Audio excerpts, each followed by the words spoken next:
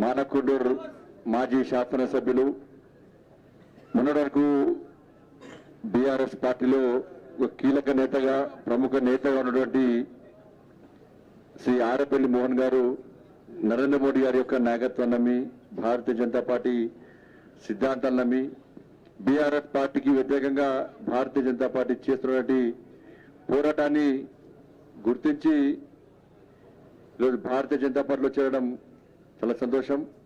వారికి హృదయపూర్వక స్వాగతం పలుతూ అదేవిధంగా ఈశ్వరప్ప గారు కూడా వారు ఇలా భారతీయ జనతా పార్టీలో చేరడం సంతోషం.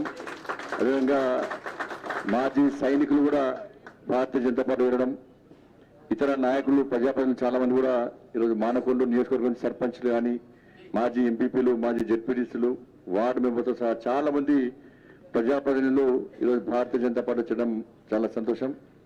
భారతీయ జనతా పార్టీలో నిజమైన నాయకులు చేరుతున్నారు. బీఆర్ఎస్ పార్టీలో పాపం అమాయకంగా ఉన్నటువంటి అడ్డ మీద కూలీల పట్టుకొచ్చి దాల్ రైస్ కూపన్లు ఇచ్చి కంట్రోల్ కలుపుతున్నారు. వాళ్ళకి టీవీలలో బ్రేకింగ్ కావాలి, పేపర్లో ఫోటోలు కావాలి.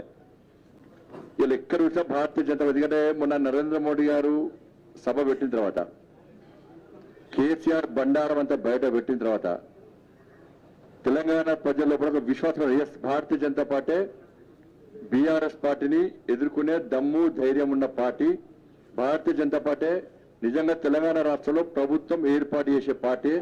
అందుకే ఉప ఎన్నికలు అన్నింటిలో కూడా భారతీయ జనతా పార్టీని గెలిపించడం, జిహెచ్ఎంసీ ఎన్నికలు కూడా భారతీయ జనతా పార్టీ గెలిపించడం, మధ్యలో బీఆర్ఎస్ పార్టీ కాంగ్రెస్ పార్టీ కలిసి అదో శాస్త్రం ఉంటుంది, పిట్ట కథ ఉంటుంది, నువ్వు కొట్టినట్టు నేను ఏడ్చినట్టు చేస్తా అన్నట్టు. బీఆర్ఎస్ పార్టీలు కాంగ్రెస్ పార్టీలు వీళ్ళిద్దరు ఒకటి, వాస్తవానికి ఇద్దరు ఒకటి, ఇన్నోళ్ళు ఇద్దరు అదే పని, వాళ్ళకి అదే పని. బీజేపీ బీఆర్ఎస్ ఒకటి. ఆ కేసీఆర్కి సిగరెట్లు ఆయన అదే పని. నా పార్టీ గొప్పతనం వచ్చి నేను చెప్పుకోవాలి. కేసీఆర్ కూడా బీజేపీ బీఆర్ఎస్ కూడా సపోర్ట్ కొడతాను ఆయన కూడా. కాబట్టి వాటి ఇద్దరు ఒకటి. వీళ్ళకి ప్రధానమంత్రి మోడీ గారు మాట్లాడిన తర్వాత ప్రజల్లో కూడా వాస్తవ విషయాలు చెప్పిన తర్వాత బీఆర్ఎస్ కాంగ్రెస్ రెండు ఒకటే.